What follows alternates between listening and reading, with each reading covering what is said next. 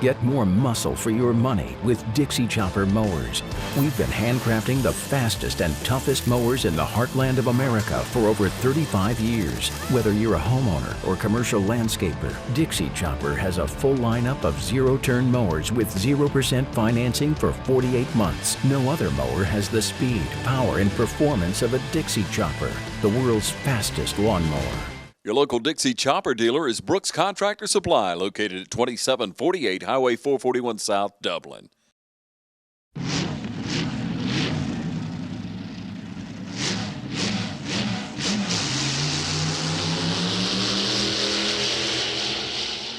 Welcome to Classic Cars. Today we're here in Athens, Georgia with a hometown boy from Rents, Georgia, Mr. George C. Bugg. Well, I'm glad to have you. This is my hobby in this building.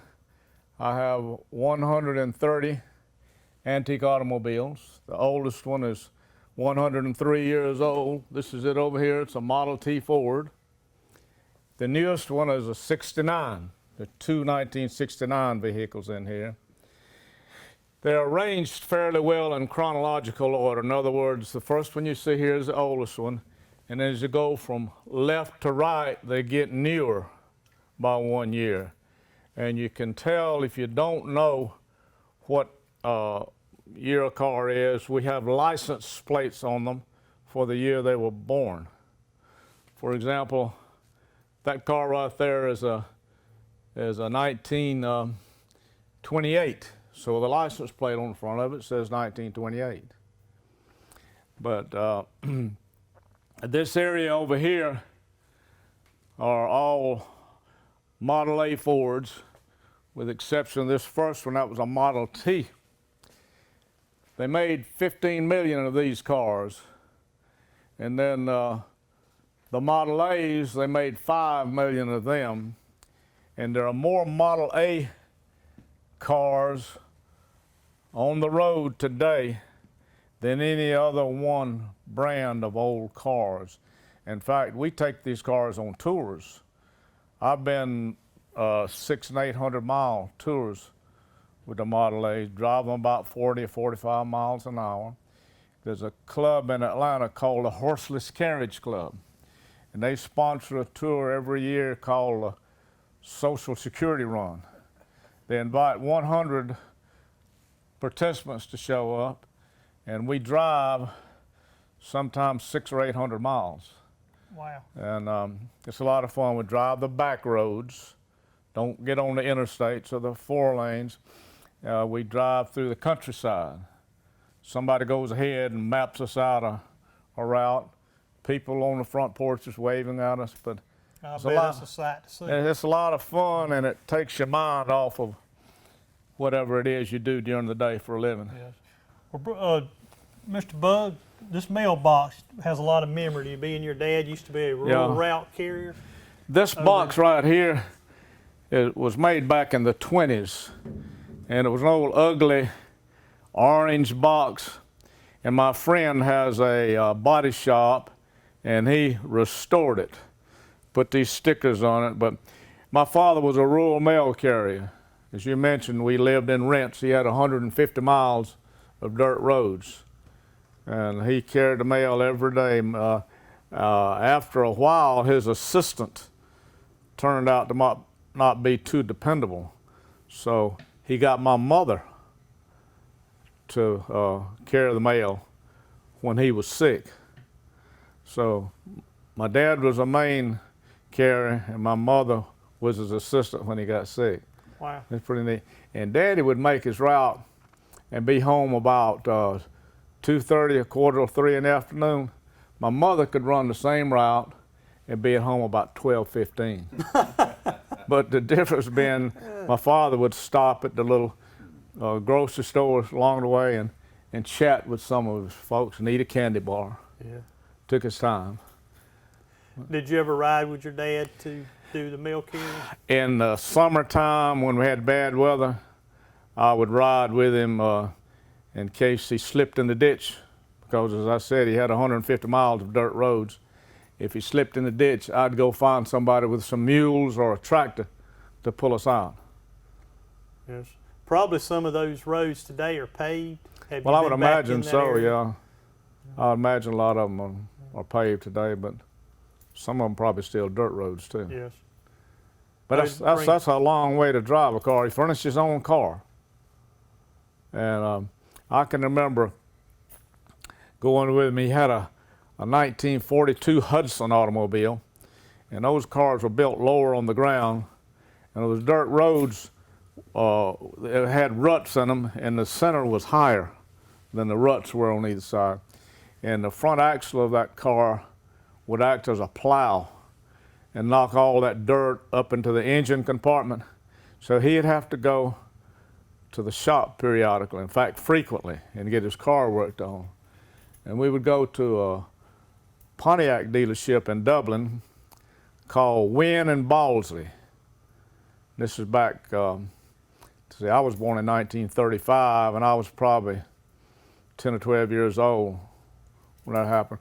But I used to love to go with him to the shop. He'd give me a quarter, and I could go to the Martin Theater and pay my way in and buy a Coke and a bag of popcorn Wow. with that 25 cents. That 25 cents went a lot further Yeah. back then than it does today. And let me tell you something. They were talking about the Martin Theater. When I was 16 years old, and that would have been 1951, we would go see cowboy movies on the weekend, Saturday night. Went to the theater one evening and started watching a movie.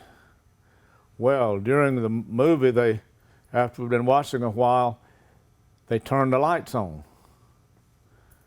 turned the projector off, and a fellow came on stage with a guitar and started picking and singing. You know who it was? Who's that? Elvis Presley. Wow. In the Martin Theater in Dublin. And not a whole lot of people know about that.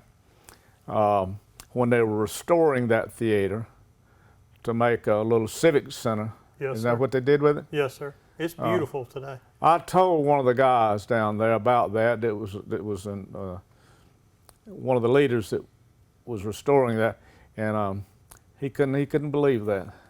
But nobody knew who Elvis Presley was, and we were kind of mad because we didn't get to see our movie. Who did this fellow think he was anyway? If you only knew then what you know now. But now there were some little girls in the audience, teenage girls that were squealing when he was up there singing and twisting his hips. And I often wondered if they were planted or if it was genuine, if they really were excited about him. Yeah. My memory But serves me right. I think all the young kids that's before were, anybody knew who Elvis Presley was. Oh, okay. So it's And before so, the time. yeah, I've heard that he, in the summertime, drove a truck. And so it's possible that he just stopped there and paid the manager to let him perform. Wow. But you know, that was before he was on. The first time most Americans ever saw him was on the Ed Sullivan Show. Okay. But that was back before he was on the Ed Sullivan Show. Nobody knew who Elvis Presley was. We never heard of him. Well, Dublin has now, they've restored the old Fred Roberts Motel into suites and all. It's very Yeah. beautiful down there. Is that right? When you get back down to your hometown, Now, you where should is see that? It's right where the Martin Theater Yeah. used to be. They restored it. Yeah. It's the Dublin Theater. Mm-hmm. And right next door is the Fred Roberts Motel. Okay, now in the base of that place, I think they had a place called a soda shop Okay. when I was a teenager. And it's where teenagers gathered. Have you ever heard of the soda shop? Anyway, they had a Wurlitzer jukebox just like that one right there, and a pinball machine just like this one over here. And I used to just sit and gaze at that thing because of the pretty lights, different lights that change color.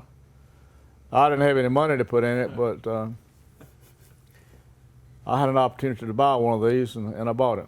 It's pretty. I've been admiring it. Yeah, And it plays thank real you. well. It's very, very pretty. And so it kind of reminds you of your childhood and growing up, and going to the Martin Theater and Yeah. to the soda shop and all. It's amazing. And your mom, what'd your mom do? Well, my mother was a stay-at-home mother until we got grown. And then she started teaching school. She taught school in Cadwell. she taught typing in Caterpillar, and she didn't even know how to type herself. But she taught the course. Wow. And she taught in a little school on 441 south of Dublin, just beyond Highway 117. I don't know what the name of the school was, but and then she ended her career at Cedar Grove. You know where Cedar Grove Yes, sir. is? Familiar with Cedar Grove. And she was principal of Cedar Grove. And I've got her bell right down here. She had to change class with a bell, Wow. like a cowbell. The base of it's about that big around, and it has a handle. And That's neat. that's how she changed class. Very neat. So your mother never But taught you I any was class? fortunate in my choice of parents.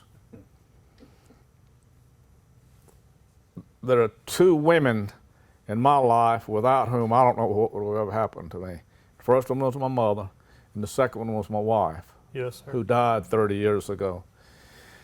But my mother was a very wise woman, and when I was in my mid-teens and I began to stray a little bit like teenage boys do, she was wise enough to get me back in line and take care of me. And of course, then my wife, when I got married, worked and put me through college. So Wow. I thank the Lord every night for those two women. Sounds like in they my were life. very good women. Yeah. What's some of the fondest memories you have growing up in Rents? Well, I'll tell you, there's a lot of advantages of growing up in a small town. I was told when I left, Rents had about 307 people in it. I can remember, of course, friendships that I still maintain. One is with M.L. Knight, and he and I grew up together and had a lot of fun as teenagers. And another one was a man who still has a business, George Lindsay. Yes, sir. And Mr. George was always nice to my parents. And in fact, I know my mother, there were times when her car would break down and he'd take his wrecker out and pick her up and never would charge her. That's Nice, awesome. nice man. Yeah, I've heard a lot of good stuff about both of those men, what they've done to the community, and Mm-hmm. how well of a mechanic that Mr. George Lindsay is. That's right. And when ML and I were growing up, we were poor, but ML was poorer than we were. And I'm real proud of him and his accomplishments. Yes, sir. He's really worked hard, and you know, there's an old saying that I picked up. Somebody says to me sometime, "You've really been lucky." And I said, you know, it seems to me like the harder I work, the luckier I get. Yes, that's very So good. that stands Very true good. with ML. Yes. But I brag on ML a lot, and ML has been here with some of his friends to see my car collection. Wow.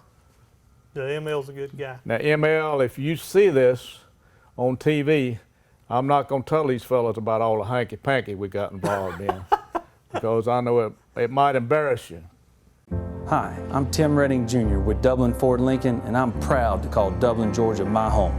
And I'd like to introduce you to my incredible sales staff, and they include Sales Manager Mark Cox, Business Manager Michael Gray, and my sales associates include Steve Sams, Seth Young, Matthew Lowry, and Jim Tilton, and our Business Development Coordinator, Miranda Peterson. We'd like you to come out and visit us today at our brand new state-of-the-art facility located at 2265 Veterans Boulevard. Come see us today. Welcome back. Today we're here in Athens, Georgia with Mr. George C. Bugg, and he's going to go over his car collection with us.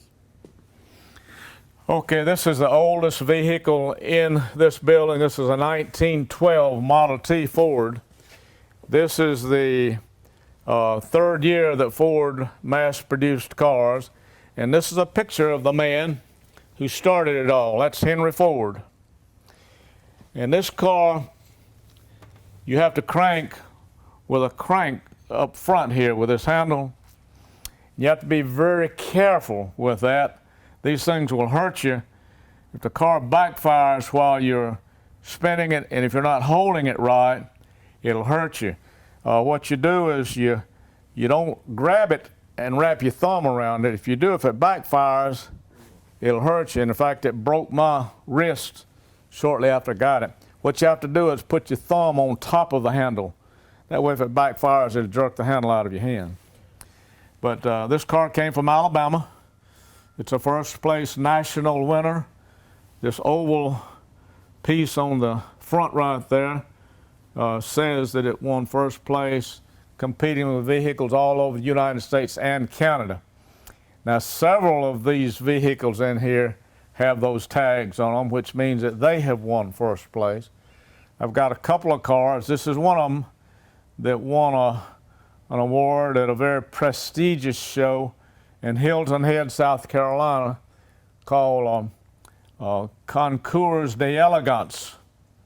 There are only a few of these shows in the world, but this particular car won an award at that show. In fact, that's what this says up here, I believe, doesn't it? Yes, sir. Says Yeah. bodies manufactured by Wilson Body Company.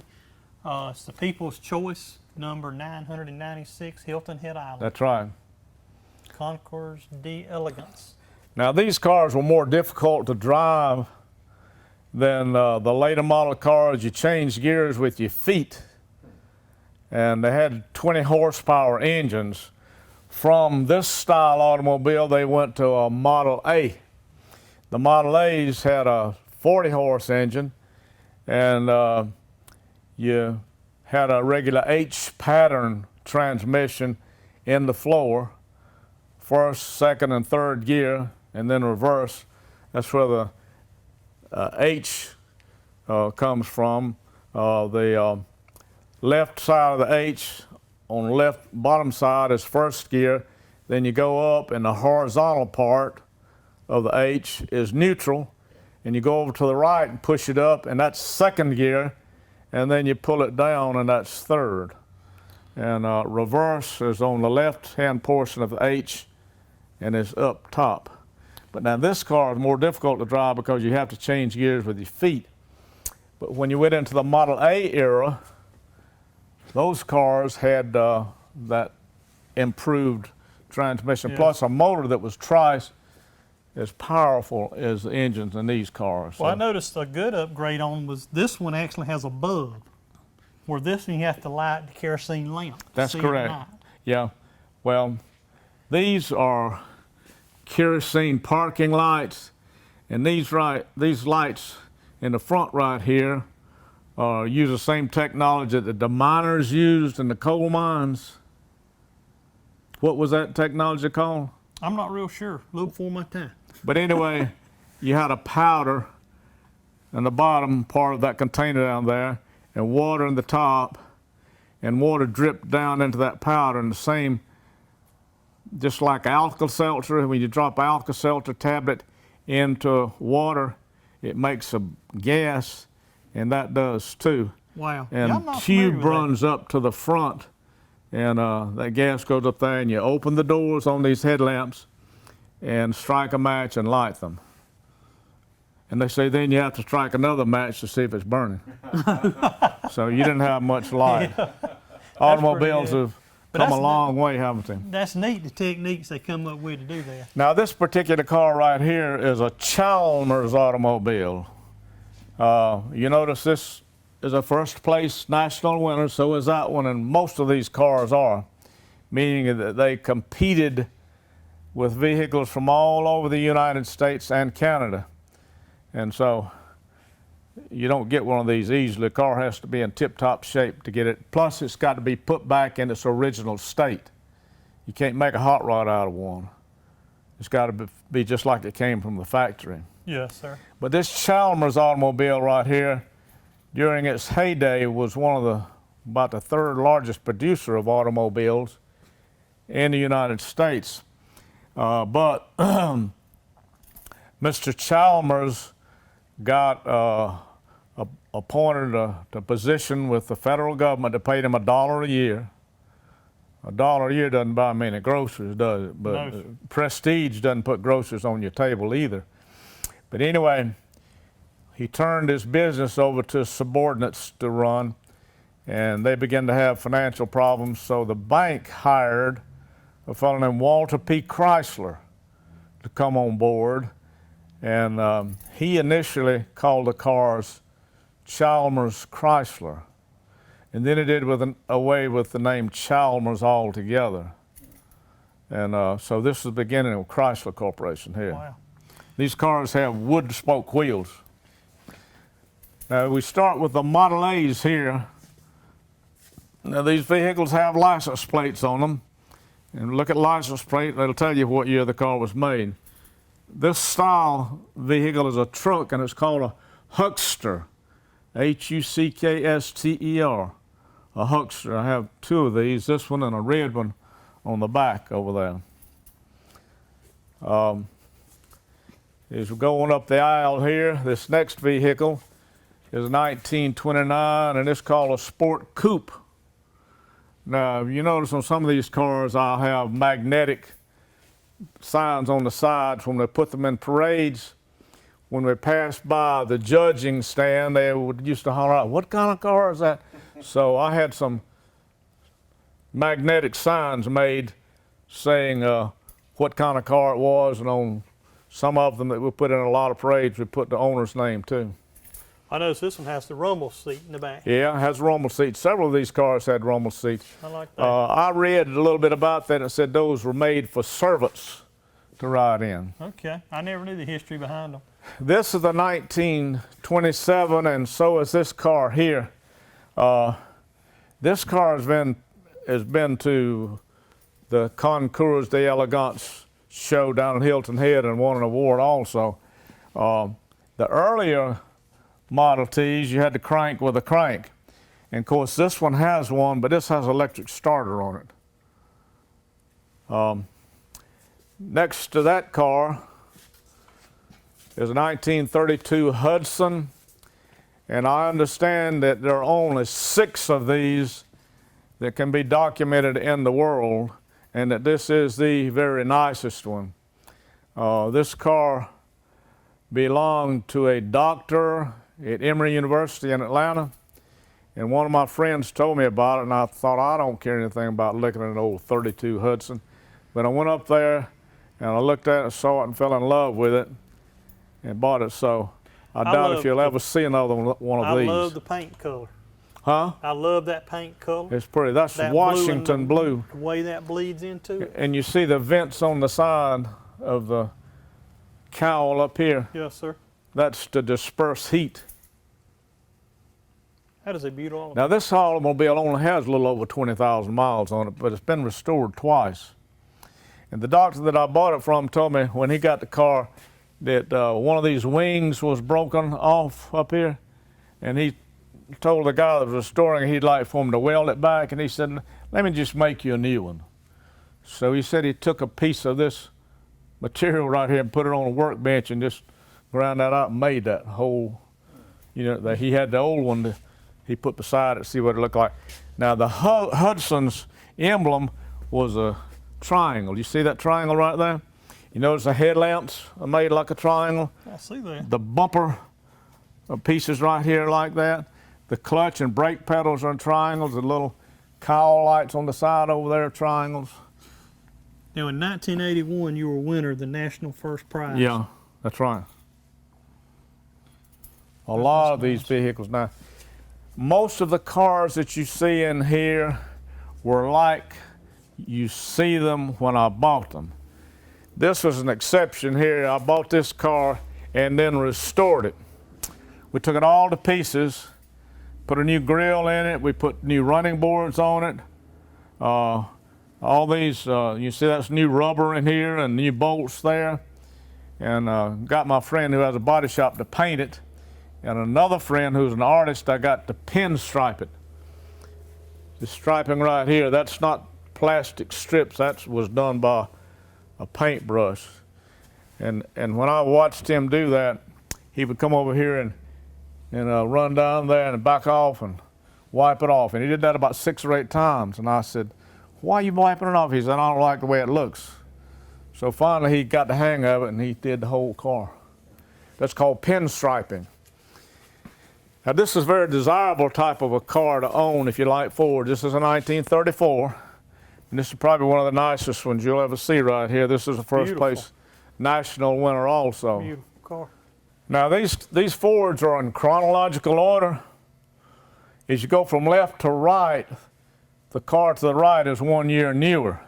See, this is a 1934, there's a 35, 36, 37, 38, 39, 40, and 41. And then we went to war, so they quit building automobiles and started building war materials, jeeps and tanks and airplanes to fight the war.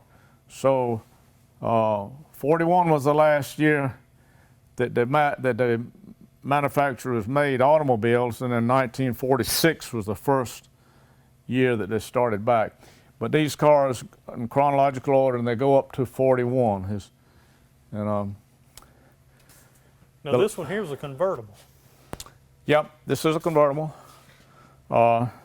This again, that is a first place national winner.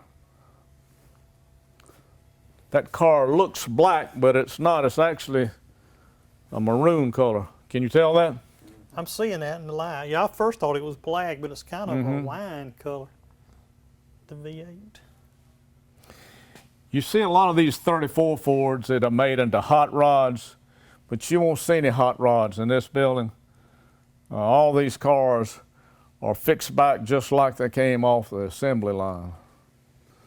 And here again, see, this is a 1936, that's a 35, 36, 37, 38, 39, 40, and 41. This car right here is a 1937, and the one behind it is a 1937. The one behind it was owned by Big Daddy Don Gartlett. You ever heard of him? Oh yeah, yes Drag sir. car. Oh yeah, drag car king. Well, that was his car back there. Wow.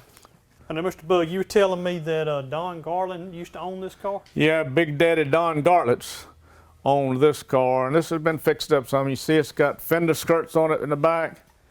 And this is a 60 horsepower V8 engine. Ford made them in 60s and in 85 horsepower. But this is a 60 horse here. And see, it's got running lights on the front. But he has a museum down in Florida. I've never been to it, but this was one of his automobiles. Wow. Now this car to the right here is the very first car that I bought when I started collecting cars, and I never had any idea of ever buying another one. But it's 1939. And I actually didn't buy that, but I called a friend of mine and asked him if he was going to the show in Charlotte. And he said, yeah, I am. I said, I want you to buy me a car. And so he said he told some of her friends that George wanted him to buy a car for him. And they said, man, George's not going to buy a car. He said, well, he told me he wanted him to buy one. They said, he's too tight. He's not going to spend the money to buy an old car. But Walter went to Charlotte to the show and bought this car. This is a 1939 Ford Coupe. And this color is green. Don't you agree it's a green color? It is kind of a green, all green. Ford called it cloud mist gray. But somebody told me Henry Ford was colorblind. He must have been, because this is. But that doesn't look gray at all, does it? No, it looks. Now this car, this is a 1938 Ford two-door sedan. This car was restored here in Athens by a fellow who had a machine shop, and he rebuilt engines. But he restored this car, and he had tried to sell it to me for a good while, and I just kept procrastinating, and finally one day one of my buddies called and said, if you're interested in that car, you better go get it, because somebody else is planning to go out there tomorrow. And so I went out there and bought the car, but it was restored here in Athens by a fellow named Charles McGalliard. Charles is dead now. He did a good job restoring it. Yeah, he did.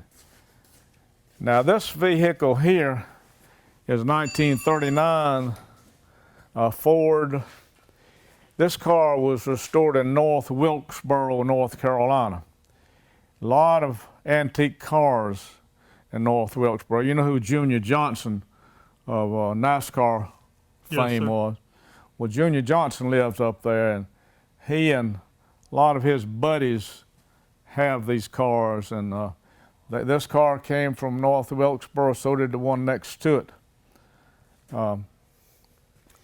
But this is the car next to it here is a 40 Ford, and this particular car right here has some of the straightest lines. You see how straight these lines and how well this hood fits to this fender, and how well the door fits to the body right there. You won't ever see another old car where the parts fit any better than they do on this particular one here. Very solid car. Very solid, very solid. Now the one next to it here is a 1941 Ford convertible. This car was owned by the chairman of Ford Motor Company.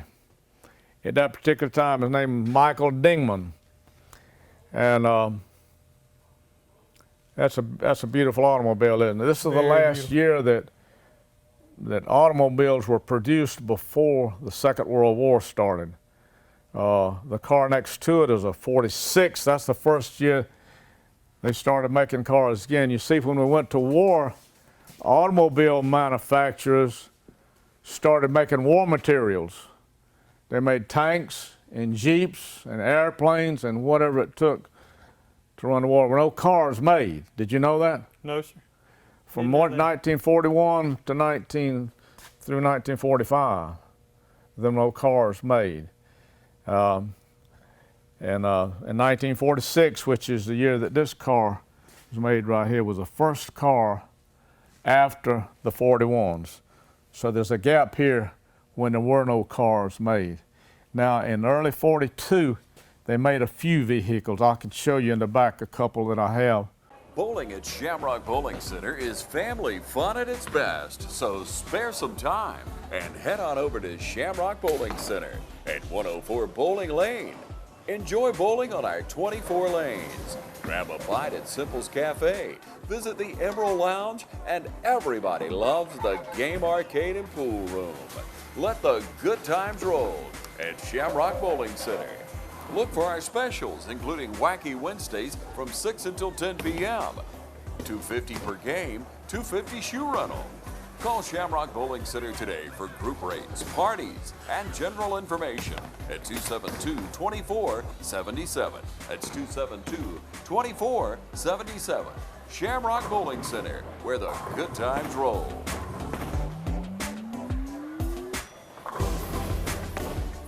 Welcome back. We're here today in Athens, Georgia. Mr. George C. Bugg.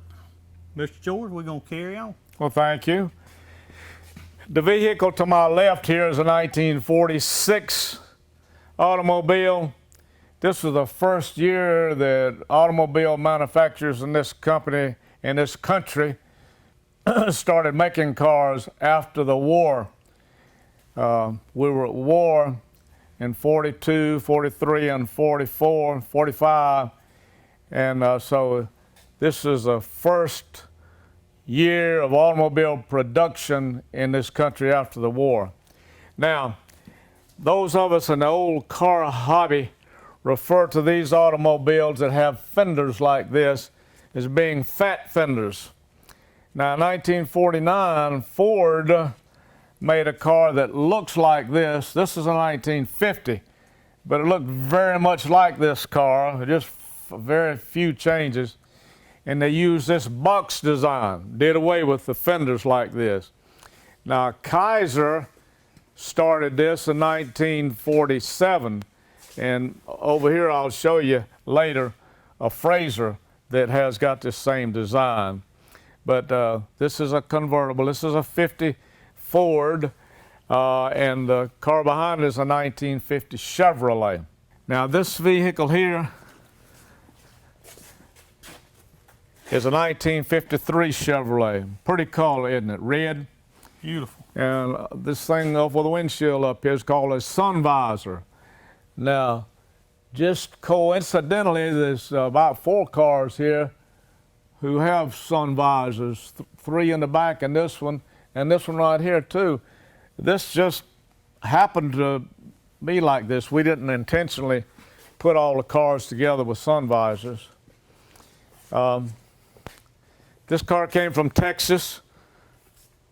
I saw an ad in a car magazine, and this lady's husband had died, and that's not really a good way to buy a vehicle, but I've been lucky. I bought several like that, and with the exception of one. I bought a car one time from a fella from New York, and I was very disappointed. In fact, it was so ragged until I took it to the salvage yard and sold it for scrap. But now this is a Studebaker Hawk. This is called a Gran Turismo. These cars were an answer to Ford's sports car and Chevrolet's Corvette. And this car will run probably 150 miles an hour. Wow. I see it's got the 4 in the floor. Mm-hmm. So it was set up It's for a pretty speed. car. It is beautiful. What size engine's in this one? You know, 289. Okay. So I imagine it would take the mail. Yeah, they would fly. Now this vehicle here came out of a junkyard. The fellow who had it sold it to me. He lived in the lower peninsula of Michigan, and I met him through a national story in a national magazine. The truck right back over here that has Sally Ann bread on it was featured in that book, and so I met him, and then I bought that vehicle from him, and then ended up buying this one. Now, he told me to go to Barnes & Noble and buy this book right here, Ford Truck Chronicle, and this thing starts with 1903 and goes up through, I believe, 2006. But this is the truck. That's not a truck like this truck. This is this very vehicle. This is actual truck. This is actual truck right here. He made this ladder. And I've got pictures right here of what this truck looked like when he bought it. It had come from a junkyard and was in ragged shape. I wouldn't have hauled it off if somebody had given it to me in that kind of shape. But the man that restored it just loved to take things like this and restore them. And he did this one. He did that yellow car there. He did that Sally Ann bread truck. That's 1940 sedan delivery. Okay, now this car is a 1948 Lincoln Continental. This car was owned by the lead singer of a rhythm and blues group called the Spinners. And this is the lead singer here. His name was Philippe Wynne. Now, when my friend bought this car, it was in terrible shape, and he just loved projects. He could take an old car that was just worn out and take the time and make a brand new one out of it. But it's interesting to know some history about these vehicles. This is the way you open the door. You mash the button, see, and it pops open. Very beautiful car. Thank you. The clocks, everything works inside of it. I see. Oh, yeah. Everything's in good Now, condition. Babe Ruth had an automobile just like this also. But this actually belonged to Philippe Wynne. Wow. But it was in rough shape. I've got some pictures of it in there. And Philippe died, and the car, when he died, was in a shop to be restored, but that never happened. So my friend found out about it. Somebody told him about it, and he went over and bought this. It was stored in a basement, just all to pieces. This particular vehicle is a very rare vehicle. Number one, because it was manufactured in 1942, we had started to war, Second World War, automobile production stopped. Automobile producers started making war materials. They started making tanks and airplanes and jeeps and whatever it took to fight the war. But this is in 1942.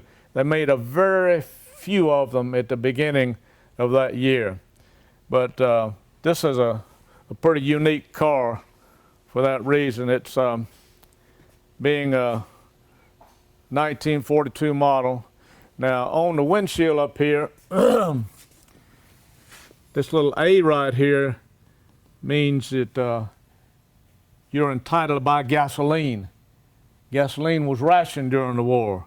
It says A, and then right under it says gasoline ration. So if you didn't have this sticker on your car, you couldn't buy gasoline. Can you imagine that? I know it.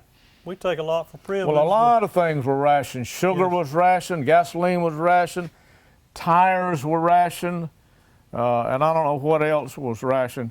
I can remember as a little boy, mayonnaise was rationed. And my mother in rents sent me to the store to buy a quart of mayonnaise. We had to have stamps to get it. And at that time, they packaged mayonnaise in glass jars. They put it in plastic jars now. But I remember going to town and getting that jar of mayonnaise for my mother. And I came around to the back door to go in. That's the entrance that we normally use to go in our house. And I stumbled on the back steps and fell and broke her jar of mayonnaise, and she cried because she hadn't had any in so long. Wow. Yeah, we take a lot of things for granted. Yep. We're talking about the war times, and yesterday, you know, was Veterans Day. That's right. And all we just That's right. There was a couple of nice long articles in our local newspaper about local veterans telling some of their war experiences, and yes, sir. we owe a lot of gratitude to those fellows who sacrificed, don't we? Yes, sir, we do. This locker room has been home to championship teams. The building blocks of victory have been formed in this weight room.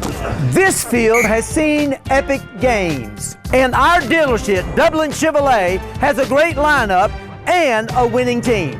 For all your big games, Dublin Chevrolet is your tailgating headquarters. I can save you up to $10,000 off Silverado. Dublin Chevrolet is the only dealer you will ever need. Welcome back, ladies and gentlemen. We're here today with George C. Bugg in Athens, Georgia, and he's going to go over his 1964 Chevrolet with us. This is 1964 Pontiac. Oh, Pontiac. That's only the second mistake you've ever made, I bet. I don't know about that. All right, this is a 1964 Pontiac Catalina. Now, I bought this from my barber, and you didn't know I had a barber, did you? I was at the barber shop one time, and my son came in, and he told the barber, said, you ought to give my daddy a discount. And he said, son, well, I would, but he only has 3 hairs, and you can't divide 3 in half. But anyway, this was owned by his son-in-law, and he got killed. So I bought this car. But this is an original paint job on this car. It's the original top and original interior. This car has not been restored. George, what kind of engine's in here? You know, I can't tell you. I don't know. Okay. Ken, my mechanic, could probably tell us, but I don't know what kind of engine it is. But anyway, on the side over here, the man that sold it to my friend's son-in-law got a history right here that was written. I think the man started writing this thing at 2:30 or 3 o'clock in the morning and furnished him with the whole thing. And it's got a dealer sales sticker on the car. What did it say it cost? $3,888, brand new. That's in right. 1964. Behind this car here is one of the first small cars that was manufactured in the United States. It's a Henry J. It was made by Kaiser Corporation.